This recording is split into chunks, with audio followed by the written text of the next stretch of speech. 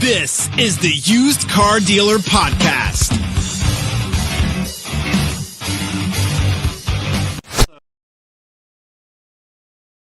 Zach here, and today we have a very special guest on the 50th episode of the Used Car Dealer Podcast, Steve Greenfield, the founder of Automotive Ventures, an industry-focused venture fund, and the highly regarded Automotive Intel Report. Steve has held numerous leadership positions at tech companies like AutoTrader and TrueCar.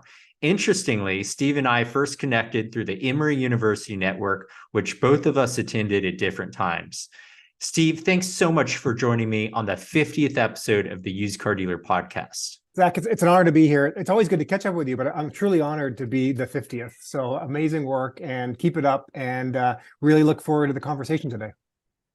Thanks, Steve. And it's been quite a while since we last had you on the podcast, and you've accomplished some incredible things with Automotive Ventures and the Dealer Fund. So for the listeners who may not be as familiar on your recent work, what are some of the standout highlights in the past year?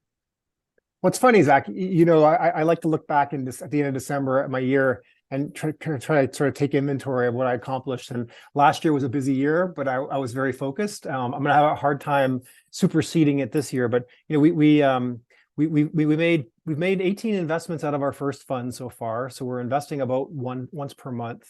We launched our second fund, which I know we'll talk about today, the Dealer Fund, which is a vertically focused fund where we've got dealers as investors investing in solutions that benefit dealers. I got a book out, so the Future of Automotive Retail is out and available on Amazon, and that's been generally very well received by the industry.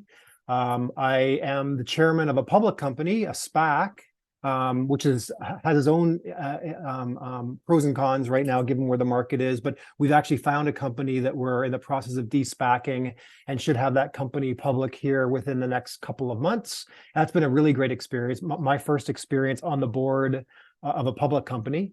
And then last, I would say, we also launched to as a complement to our two core funds, our investment club.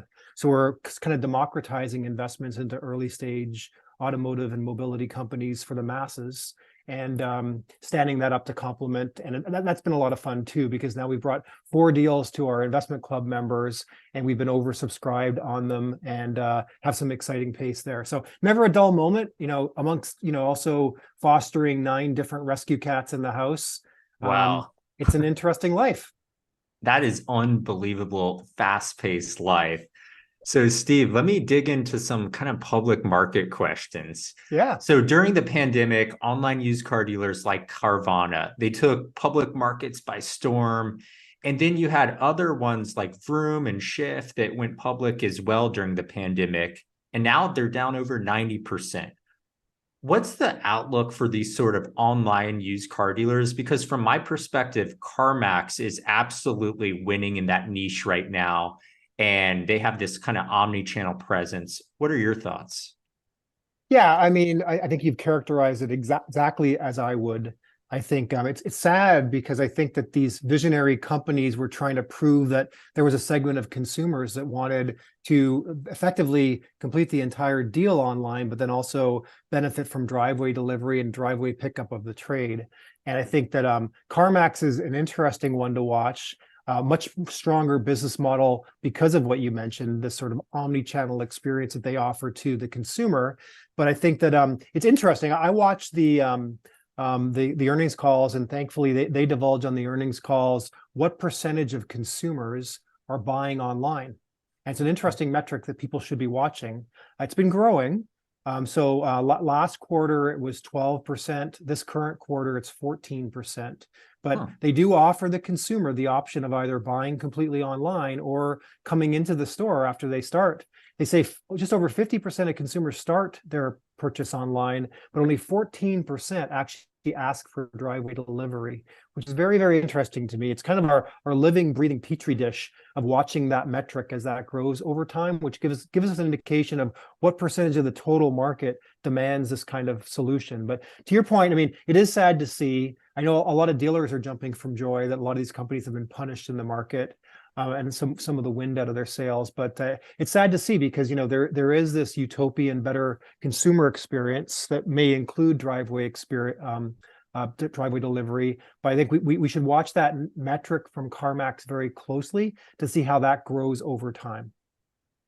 Interesting. And it's really such a small percentage. And these Vrooms, Carvanas, Shifts, their whole business model is essentially focused on a very, very small niche.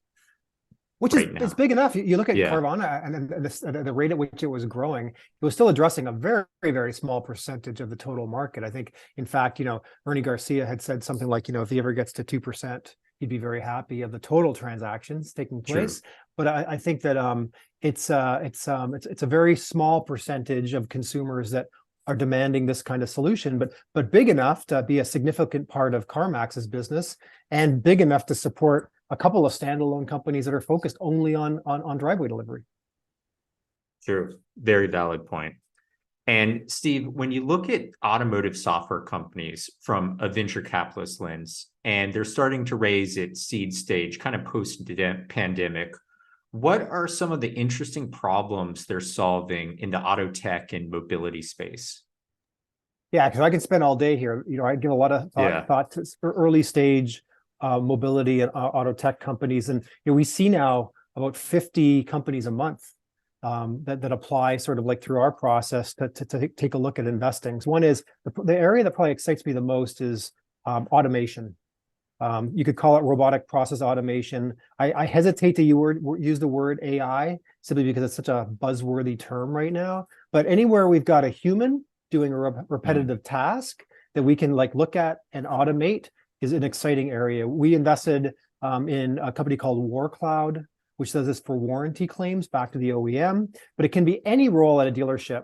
I'm looking at taking that role and saying, what's a manual repetitive task that we can automate through technologies? So that would be one. Number two, I'm keen on EV incentives. You look at the EV incentives today, and it's a bit of a Rubik's Cube of whether my salary allows me to participate, where the car is built, where the battery's built. Even local incentives will mean it'll be binary. You'll either be eligible or not, but then the amount that you're eligible for as well is going to be something that data is going to be able to figure out. But everyone's going to have to consume that data. And I imagine where you'll take me later on is talking about sort of unbundling vehicle features and charging for them by the month. But this whole quagmire of vehicles as a service will mean many new businesses need to get spun up. So I'll be happy to chat about those today if you'd like. Battery technology and then also charging infrastructure. I mean, if we're going to, you saw the JD Power stats recently about 21% of chargers that are out there don't work currently. I mean, it's one thing to stimulate, demand and build a bunch of chargers, but we have to also make sure that that software handshake with the car, when you plug it in, it recognizes the car and something doesn't fail. And we don't just drive people to call 1-800 numbers that are on the side of the chargers, because that's a bad experience. And right now, 1 in 5 consumers face that when they try to plug into a charger. So I think there's no shortage of very interesting problems that need to get addressed by early stage solutions. And I'm counting on a whole new wave of entrepreneurs to tackle some of these issues. Very fascinating. And kind of continuing on that EV topic, I heard you speak at NADA this year, and it was excellent. And you talked a little bit about the EV space. What's your perspective on the disruption in the service side of the auto industry, specifically around BEVs and also over-the-air updates? So great question. And I love this question because I get to talk to a lot of dealers now, either, the partners who have invested in our funds, our 2 funds, or, at a lot of 20 groups. And this is the area that I encourage dealers to spend the most time paying attention to right now. We can talk about the agency model and OEM disruption, but I'm most interested in what you just asked. So, with over-the-air updates, if the OEMs have their way, the automakers, then they're going to avoid a lot of the warranty work and the recall work that goes into dealers today. So they're going to feel less of that work that comes in, which, some dealers don't like that work, but a lot of it's bread and butter work where you're getting reimbursed from the OEM like clockwork, right? So pay attention to that, because the automakers are focused on avoiding a lot of those costs by providing software updates in lieu of the car actually coming into the dealership. The dealers may start to feel that. I think that the EVs will have longer service intervals, no oil changes, no spark plugs to change, et cetera. But countervailing that, the positive is it's going to take a more sophisticated technician with more sophisticated tools. So the hourly rate's going to be higher. And one thing that hasn't been talked about that I believe is true, you're seeing this play out, and you continue will play out in the courts around right to repair acts, which will mean the average independent repair shop will have access to getting data off of the car. But that doesn't mean that they can invest in a technician that has specialized skills to work on that particular car, nor have the tools to be able to work on that car. So I think what we're going to see is a flattening of that defection curve, where 70% of consumers at the end of their warranty period start using an independent repair shop. I think, if anything, the dealers are going to be busier than ever, because despite the fact that on an individual car basis, there may be a longer service interval on EVs, the EVs are going to come back with a much more loyalty over the lifetime of the car to the franchise dealers. And when you stack them up, you're actually going to see more cars in the service bays. For individual cars, you'll see less frequently. Interesting. That's a huge catalyst. And I like that you brought up the right to repair bill, because that kind of, I guess, almost throws a curveball for OEMs, because service is a big core part of like franchise dealers' businesses. And even if an independent repair shop that's non-OEM affiliated can make a warranty, service fix, that's revenue out of that department at that franchise store. That's right. Yeah. I mean, there will be a lot of tension for the OEMs, a la Apple, kind of locking down their data and under the auspices of cybersecurity, not letting anyone else except for a certified franchise dealer touch the data and the vehicle. But the countervailing pressure will be, the independent aftermarket has a strong lobbying arm to keep that data available to the average independent repair shop. So it'll be interesting to see how all of this plays out. Agreed. And kind of moving on to another like future discussion, autonomous tech. Here in my neighborhood in San Francisco, they're testing autonomous vehicles all day long, Cruise, Waymo.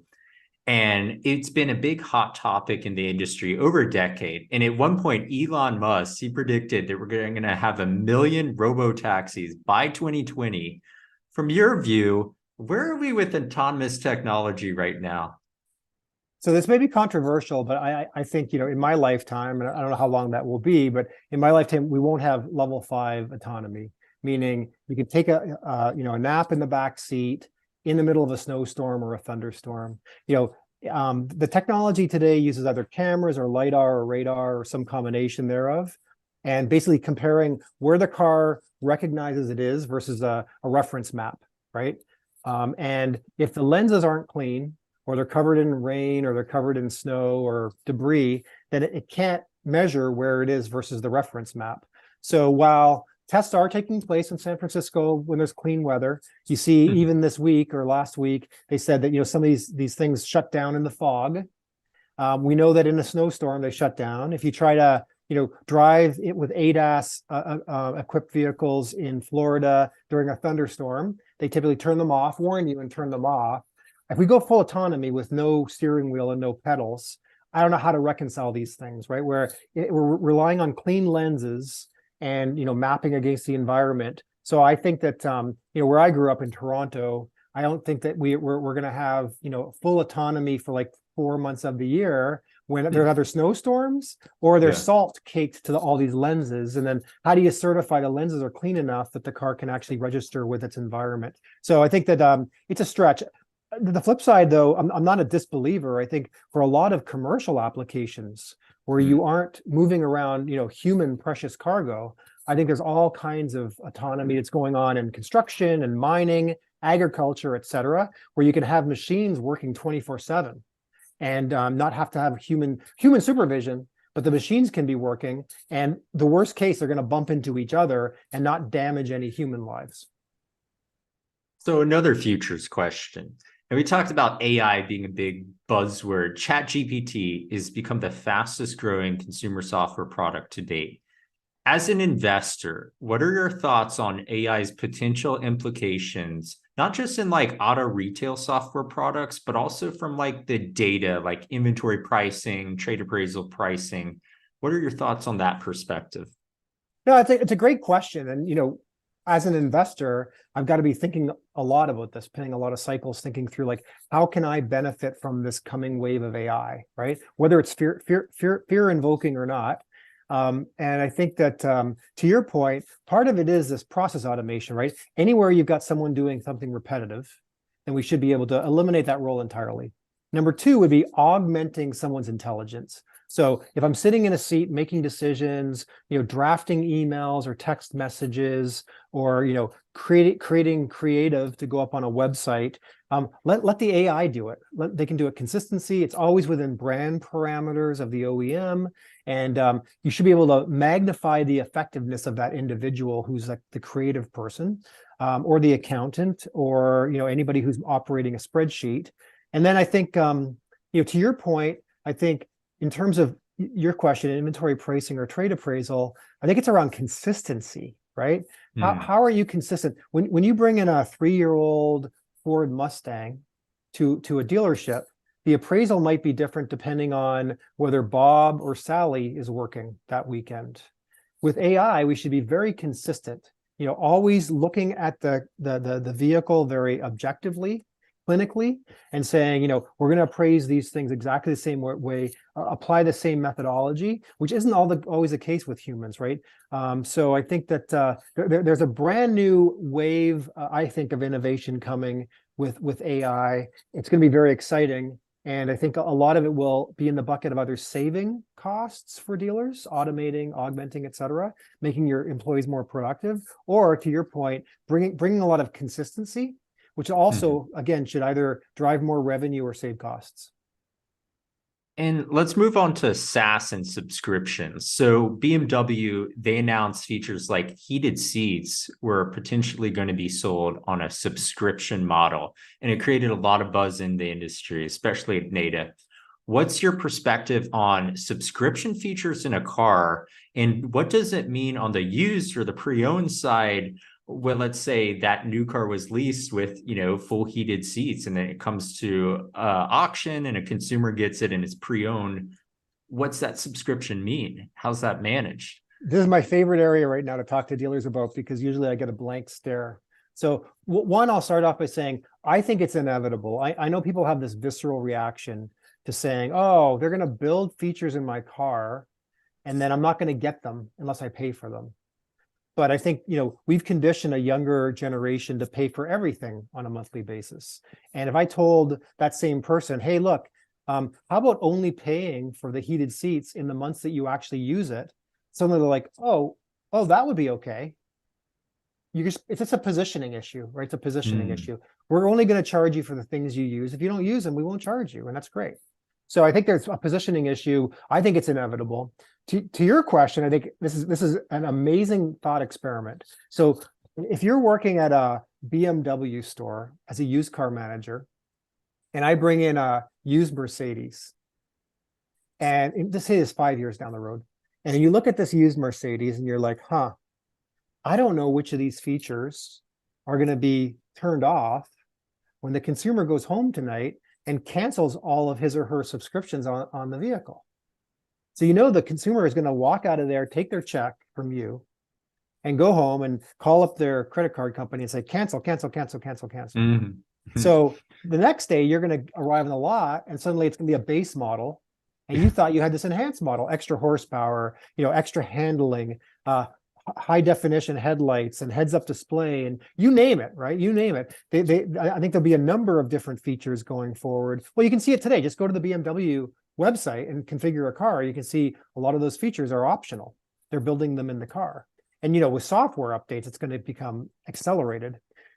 So when you think through that, and then, then you're test driving that same vehicle, 2 weeks from now, and the person comes in, they want to test drive the Mercedes. It would be nice if that used car manager, that BMW used car manager, could toggle on or off the features to show you what it's like with an extra 50 horsepower or better braking or enhanced range on the EV battery.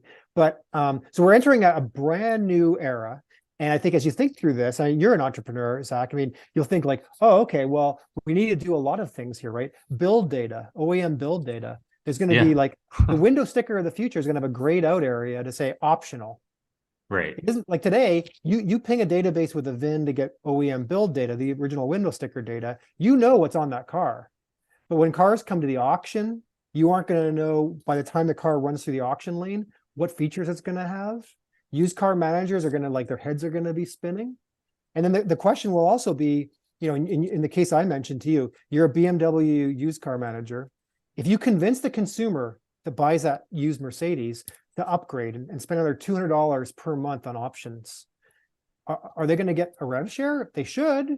Yeah, because you just complicated. I mean, think of that revenue. It's all profit margin. It's the nicest kind of profit margin revenue. It's recurring, and they should, in this case, Mercedes should spiff the BMW dealer if they can convince the consumer to upgrade. So there are all kinds of businesses that need to get built around this. And I think, there will be a department within dealerships in 5 years, which is used vehicle subscription services. Huh. And it could be the most profitable division or department within a dealership. But how do you staff it? How do you even think about these things? You almost got to not get the cart before the horse and see how these things play out. But I mean, it's potentially very lucrative in the future for dealers. Definitely agree on that. And let's talk about digital retail. That was another buzzword in the pandemic. And there's a lot of interest from dealers, how they could sell inventory online. A lot of them were kind of like e-commerce widgets for dealer websites. Roadster was a big winner of this movement. But some of the DR tools have shuttered. What's the next iteration of DR in the industry beyond the standard e-commerce kind of widget we see in DR tools today? Yeah, I think I'd answer that two ways. One is, I think someone needs to figure out cross-brand shopping. If I'm a dealer and I've got 15 different brands, I might want the consumer to start at a high level, undecided across my 15 different automaker brands, and then be able to compare payments on these vehicles and compare apples to apples. And right now, to my knowledge, there isn't a really good solution for that. So I think from a dealer standpoint, I hear that frequently.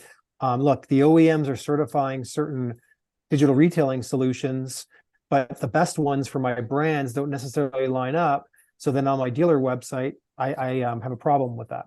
So the second thing is the OEM influence overall. I think if anything, we're going to move to an environment where there's less choice for dealers. And you see what's going on with Techion, for example. Definitely. Some of the OEMs are going, it looks like all in to say, look, this is going to be my vendor of choice. And I'm going to encourage my dealers to use it because the experience is going to be far better and far more customized to what the OEM wants. So it'll be interesting if, a couple of years from now, there's less choice for dealers and they're effectively dictated which solution that they should be using for digital retailing, which integrates seamlessly back to the manufacturer site as well. So I think those are the two trends that I am anticipating in the future. Interesting. And that was kind of my next question. What headwinds do you see coming down the pipeline for the traditional new and used car dealers?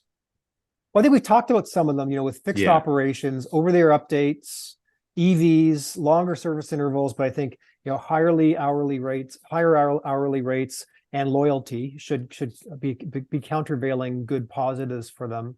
I think that margin compression is going to come back. I believe that new car inventories inevitably are going to come back. Incentives will come back.